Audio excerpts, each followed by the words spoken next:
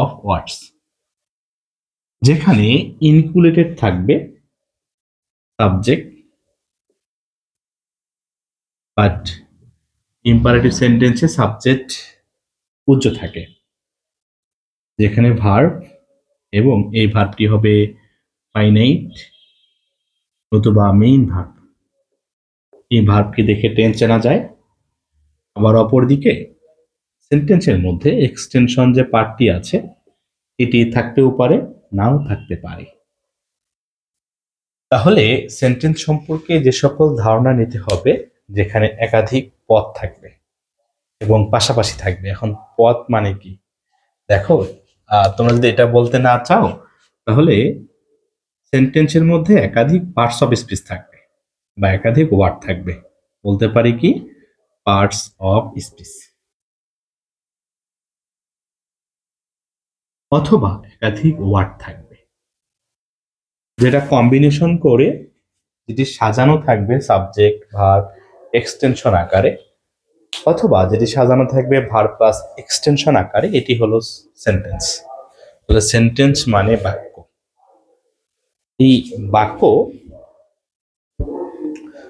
দুই ভাগে ভাগ করা হচ্ছে, একটা হচ্ছে স্ট্রাকচার অনুসারে, একটা হলো মিনিং অনুসারে।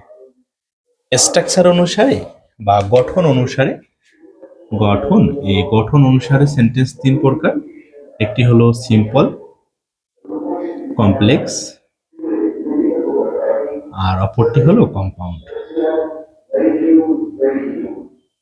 এন্ড এনাদার দেখো, আমরা যদি বলতে চাই যে মিনিং অনুসারে বা অর্থ অনুসারে সেন্টেন্স পাঁচ প্রকার: অ্যাসারেটিভ,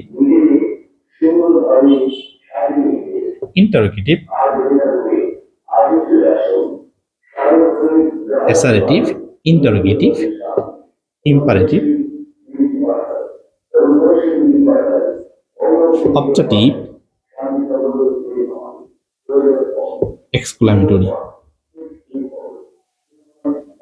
এখন আমাকে তোমরা বলতে পারো যে ভাইয়া এই বিষয়গুলো তো জানি, কিন্তু আসলে কি আমি যখন তোমাদের পড়াচ্ছি, একটা প্যাসেজ যখন পড়াচ্ছি তোমাদের, যখন তোমাদের বলছি এটি সিম্পলে আছে, কমপ্লেক্সে আছে বা কম্পাউন্ডে আছে, তোমরা সেটা বলতে পারো না। আবার যদি বলি সেটা হচ্ছে assertive, interrogative, imperative, objective, exclamatory কোথায় রয়েছে, সেটাও তোমরা বলতে পারো না। তাহলে তোমাদের সুবিধার জন্য বা তোমাদের যেন একেবারে ইংরেজি বেসিক থেকে শুরু করে তোমরা যেন প্রত্যেকটি বিষয় সুন্দর করে বুঝতে পারো, ওভার করতে পারো, এই ধারাবাহিকতায় সেন্টেন্স নিয়ে আজকে উপস্থিত হয়েছি। বলতে পারি এ গ্রুপ অফ ওয়ার্ডস, যেখানে ইনক্লুড থাকবে that's include subject verb extension without subject as like as imperative sentence. আর প্রত্যেকটি সেন্টেন্সের মধ্যে দেখো, শুধু ইম্পারেটিভ সেন্টেন্স ব্যতীত প্রত্যেকটি সেন্টেন্সের মধ্যে সাবজেক্ট থাকাটা বাধ্যতামূলক, থাকতেই হয়। আচ্ছা দেখো, মডার্ন গ্রামারে অপারেটিভ সেন্টেন্স বলতে কোনো সেন্টেন্স এরা ইনক্লুড করে নাই, কিন্তু ট্রেডিশনাল গ্রামারে সেন্টেন্স পাঁচ প্রকার, মডার্ন গ্রামারে সেন্টেন্স চার প্রকার। অপারেটিভকে মডার্ন গ্রামারে এই যে অপারেটিভকে অ্যাসার্টিভের মধ্যে অন্তর্ভুক্ত করেছে। তাহলে অ্যাসার্টিভের আরেক নাম বলতে পারি আমরা ডিক্লারেটিভ সেন্টেন্স। ওকে, তাহলে অ্যাসার্টিভ সেন্টেন্সের আরেকটি নাম আমরা বলতে পারি, সেটি হলো ডিক্লারেটিভ সেন্টেন্স। ঠিক আছে, তাহলে আমরা সেন্টেন্সগুলো চিনবো কেমন করে, কি আঙ্গিকে শিখবো, কি ঢঙ্গে শিখবো, কি রঙে শিখবো, কি নিয়মে শিখবো, তোমরা নোট করবা। তাহলে চলে যাচ্ছি যে আজকে শিখবো যে কেমন করে আমরা assertive, interrogative, imperative, operative, exclamatory চিহ্নিত করতে পারি। তাহলে দেখো, প্রথমত আমরা অ্যাসার্টিভ না পড়ে ইন্টারোগেটিভ পড়বো। DROGATIVE। আচ্ছা দেখো, ইন্টারোগেটিভে এই কোশ্চেন মার্ক চিহ্নটি থাকবে, আর একটা হলো এক্সক্লামেটরি।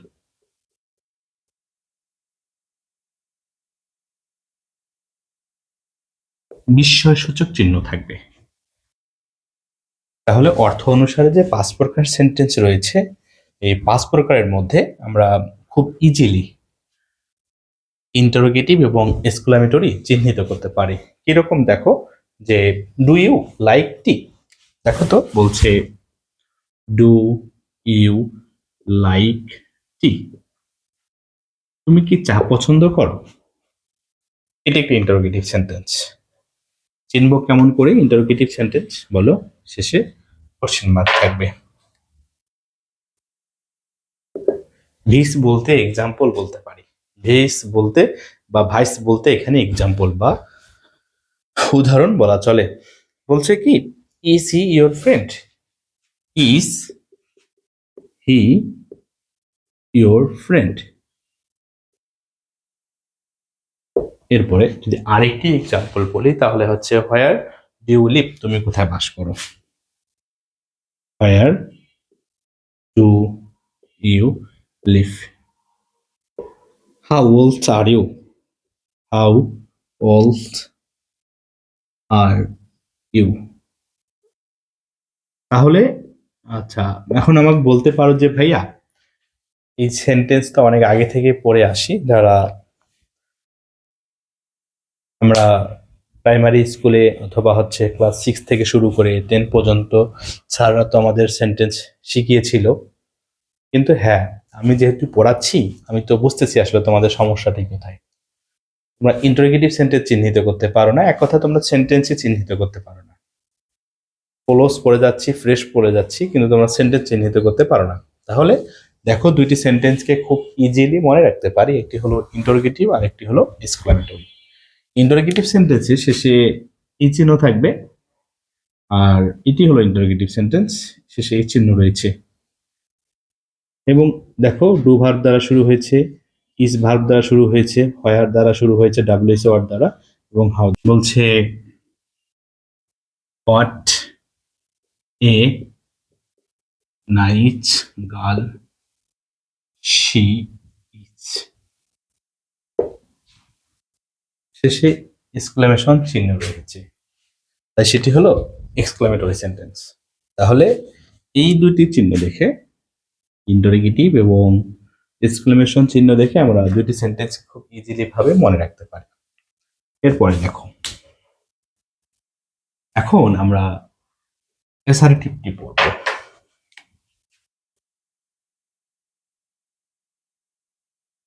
এই অ্যাসার্টিভ এর আরেক নাম হচ্ছে ডিক্লারেটিভ। বাংলা অর্থ যদি বলি, এটি হলো বর্ণনামূলক বাক্য।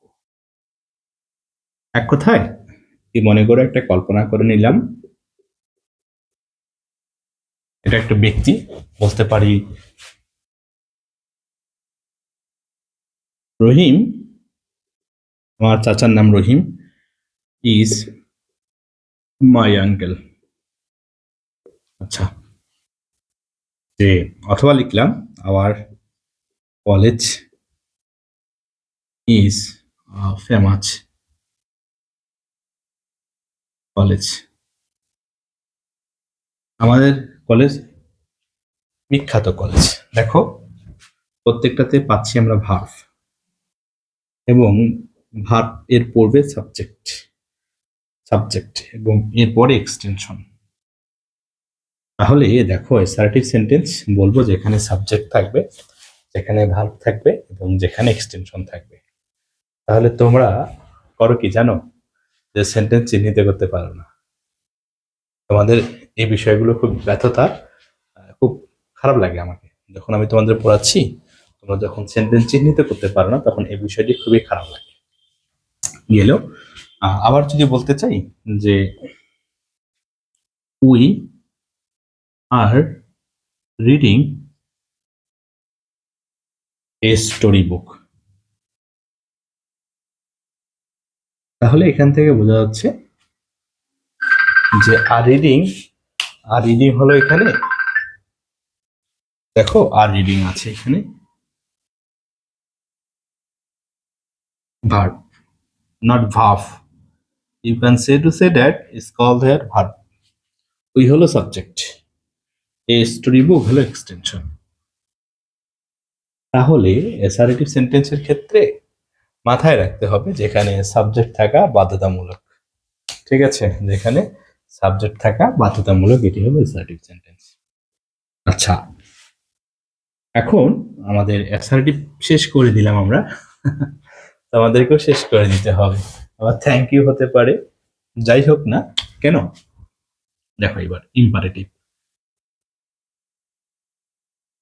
কপালে পড়ায় টিফ।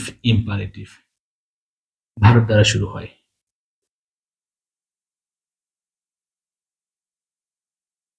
1 নাম্বার নিয়ম। 2 নাম্বার, সাবজেক্ট লোকায়িত থাকে। পূজ্য বা লোকায়িত, এবং এটা হচ্ছে তুমি, মানে সেকেন্ড পার্সন গেল। ডু নট দ্বারা শুরু হতে পারে।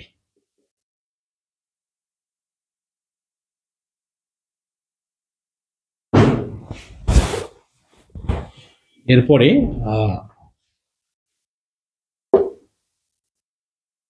অ্যাডভার্ব প্লাস মেইন ভার্ব দ্বারা শুরু হতে পারে।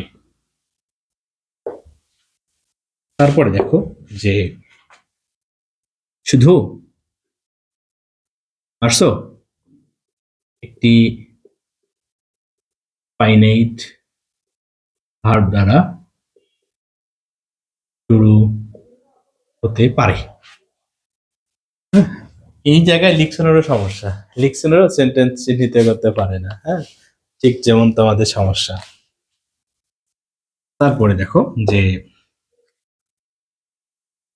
লেট দ্বারা শুরু হতে পারে।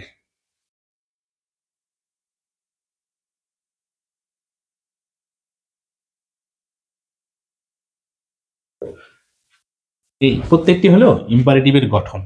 যদি এক্সাম্পল গুলো আলোচনা করে নিই, যেমন বলছে স্টপ রিডিং। ওকে, এখানে দেখো তো স্টপ রিডিং এর ক্ষেত্রে সেন্টেন্সের subject you, stop reading subject লোকায়িত আছে ইউ। এরপরে ডু নট দ্বারা শুরু হতে পারে। দেখো বলছে do not run in the field, don't run in the field. তাহলে ডু নট দ্বারা শুরু হতে পারে, সেটি হলো ইম্পারেটিভ সেন্টেন্স। তারপরে অ্যাডভার্ব প্লাস মেইন ভার্ব দ্বারা শুরু হতে পারে। কিরকম, যে প্লিজ,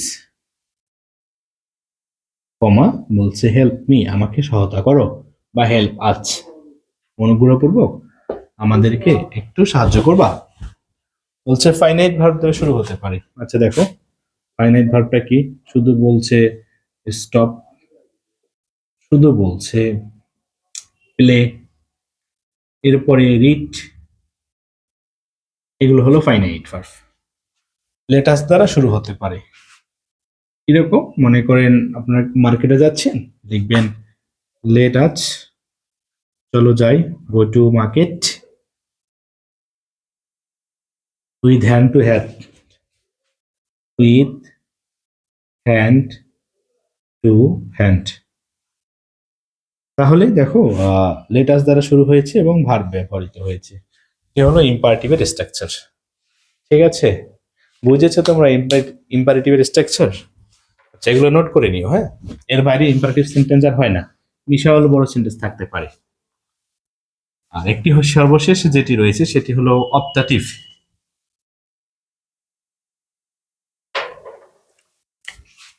ওপি অপ টিএ টিআইভি, কপালে পরে টিপ। দেখো এটা দ্বারা হচ্ছে কি ইচ্ছা, কল্পনা বা আল্লাহ বা ভগবান বা ঈশ্বরের কাছে প্রার্থনা করা বোঝায়। যেমন আই উইশ, আমার ইচ্ছা, আই আর এ বাট। আচ্ছা দেখো, I wish I were A but, এই অংশকে আমরা অ্যাসার্টিভ বলতে পারি।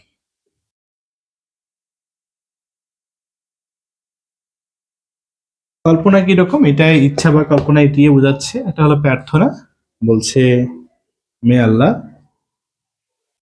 ব্লেস ইউ, অথবা আজ, আল্লাহ আমাদের মঙ্গল করুক বা প্রার্থনা করুক, সরি মঙ্গল করুক। আমরা এটা আল্লাহর কাছে বা ভগবান বা ঈশ্বরের কাছে প্রার্থনা করব। তাহলে সেন্টেন্সগুলোকে খুব সহজভাবে বুঝতে হলে আমরা এই যে একটা ছক দিচ্ছি, ছকের মাধ্যমে তোমরা বুঝে নিও কিরকম। যেখানে প্রথমত পড়ি অ্যাসারেটিভ, যেখানে সাবজেক্ট থাকবে, যেখানে ভার্ব থাকবে এবং যেখানে এক্সটেনশন থাকবে। এটি আবার দেখো অ্যাডভার্ব দ্বারা শুরু হতে পারে, adverb plus verb plus subject plus extension. এখন আমাকে বলতে পারো যে ভাইয়া এখানে অ্যাডভার্ব যেহেতু বললেন, দেখো আর যদি বলি দেয়ার, হেয়ার, এই যে এগুলো হলো adverb. There are many students, এই যে এখানে দেয়ার দ্বারা শুরু হয়েছে। অ্যাসারেটিভ গেল, ইন্টারোগেটিভ প্রশ্ন বোঝাবে এবং সর্বশেষে এ চিহ্ন থাকবে, আবার এক্সক্লামেটরি এ চিহ্ন থাকবে। তাই তো লিখছেন, বুঝেছো? এটা হচ্ছে ইন্টারোগেটিভ। সমস্যা আছে আবার সেন্টেন্স চিহ্নিত করতে? না, এটা হলো ইন্টারোগেটিভ আর এটি হলো এক্সক্লামেটরি। এখন এই যে ইম্পারেটিভের ক্ষেত্রে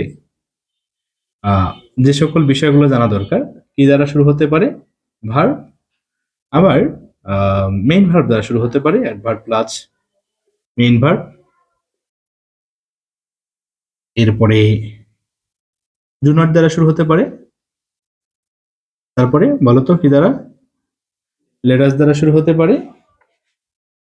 আর শুধু এখানে ভার্ব বললাম, এখানেও ভার্ব হবে এবং এই ভার্বটি শুধু ফাইনাইট ভার্ব এবং বা মেইন ভার্ব দ্বারা শুরু হতে পারে, তাই তো? আবার অপর দিকে আমরা বলতে পারি এখানে সাবজেক্ট ইউ সেকেন্ড পারসন লুকায়িত থাকে বা হিডেন থাকে। ওই যে সব কথা বলে না হৃদয়, কিছু কথা বুঝে নিতে হয়, ঠিক সেম ভাবে ইম্পারেটিভ সেন্টেন্সের সাবজেক্টই লুকায়িত থাকে। এক্সক্লামেটরি আরেকটি হলো অপটাটিভ, TATIV। অপটাটিভ সেন্টেন্স চেনার সহজ উপায় কি? ইচ্ছা বোঝাচ্ছে, উইশ বা এর, ইচ্ছা বা কল্পনা, আর একটা হলো মে বা মাইট, প্রার্থনা বোঝাচ্ছে। তাহলে তোমাদের এই যে যাদের সেন্টেন্স নিয়ে খুব বেশি সমস্যা ছিল, যে অর্থ অনুসারে সেন্টেন্স 5 প্রকার, এই 5 প্রকার নিয়ে যাদের খুবই সমস্যা ছিল, দেখো অ্যাসারেটিভ, ইন্টারোগেটিভ, ইম্পারেটিভ, অপটাটিভ এবং এক্সক্লামেটরি। তাহলে এই যে এই বিষয়টা যদি মাথায় রাখতে পারো তবুও হয়ে যাবে। Thank you for watching the video. দেখা হচ্ছে নেক্সট কোনো ভিডিওতে। আসসালামু আলাইকুম। আল্লাহ।